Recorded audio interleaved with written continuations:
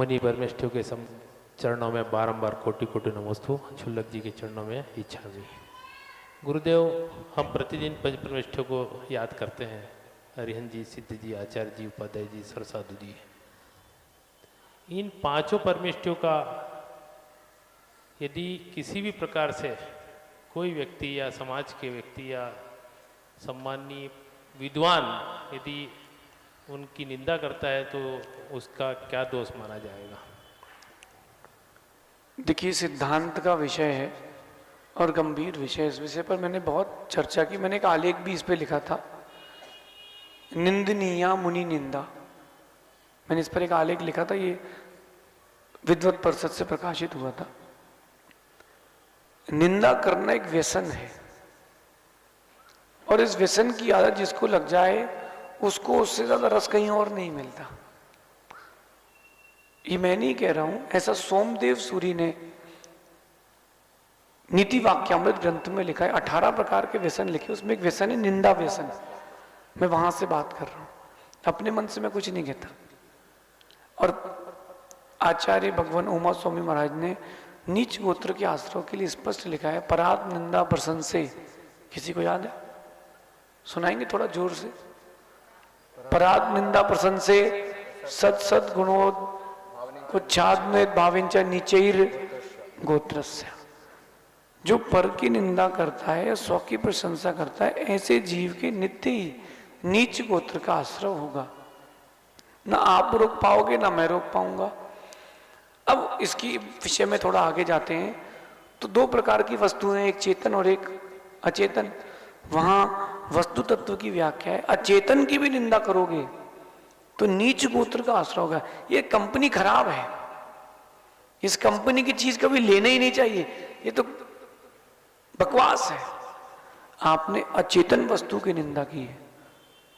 पर वस्तु में तो अचेतन भी है, पर जीव भी है, पर अजीव भी है। ये ग्रंथ तो ऐसे ही है। तो अचेतन वस्तु की निंदा करने से भी नीच गोत्र का आश्रय होगा।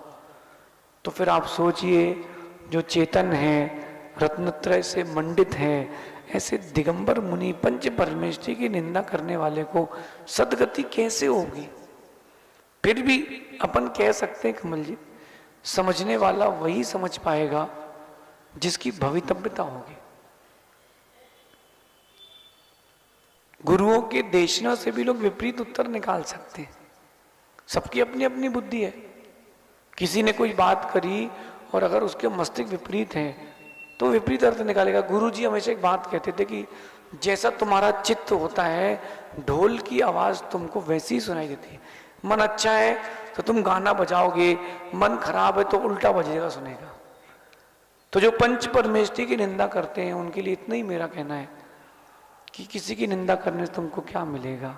आप कह लो, आप कर लो, आपके कहने से कुछ नहीं होगा। वो तो जो होता है सो होता है, तो व्यर्थ में क्यों रोता है?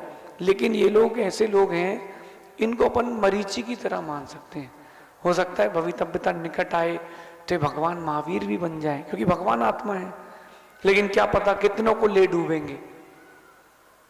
एक जगह पंचकर्णक था हमारा, तो पड़ोस में मंदिर था, वहां के लोग दर्शन के लिए भी नहीं आए। तो मैंने कहा कम से कम आहार में तो आ सकते हैं। बोले नहीं, हम लोग वीतरागी मुनियों को आहार देते। तो मैंने कहा ये भगवान पारसनाथ, ये तो वीतरागी है, क्योंकि भगवान की आहार चर्या चली थी। मैंने इनको ही दे लो। बहाने की बातें हैं जो निंदा करते हैं। आने वाली पर्याय बड़ी विकट होती है। और एक ग्रंथ है भाव त्रय फल प्रदर्शी, कभी उसका स्वाध्याय करना, आप लोगों को बहुत आनंद आएगा। मेरा तो ये मानना है कि बच्चों को पढ़ना चाहिए। मैंने उसको बहुत शॉर्ट में कर्म रहस्य के किताब के फॉर्म में कन्वर्ट किया है, अजैन बंधुओं के लिए भी। उसमें लिखा है कि मच्छर कौन बनता है। ये मैंने श्लोक नहीं लिखा, वो श्लोक संस्कृत में लिखा है, पढ़ना जरूर। कि मच्छर कौन बनता है? जो मुनियों की प्रशंसा, जो मुनियों की प्रशंसा, सुनते जाना ध्यान से, उनके मुख पे मुनियों की प्रशंसा करता है जो व्यक्ति, और पीठ पीछे उनकी निंदा करता है, ऐसा व्यक्ति मर करके मच्छर डांस बनता है कि सामने गुनगुनाएगा और पीछे खून पी के जाएगा। इन लोगों के लिए मेरी एक ही पंक्ति है कि सामने से खुश और पीछे से फुस। इन लोगों की दुर्गति निश्चित है। लेकिन ये सब भगवान आत्मा है, अपनी भी परिणति कभी ऐसी रही होगी, तब तो अपन यहाँ तक पंचम काल तक आए हैं। अब परिणति अपनी बदल गई तो अपनी श्रद्धा आ गई, उनके लिए बुरा नहीं सोचें, भगवान से प्रार्थना करें भगवान इनके परिणाम जल्दी बदलें और ये भी भगवत्ता को प्राप्त हो, ऐसा समझ। नमोस्तु।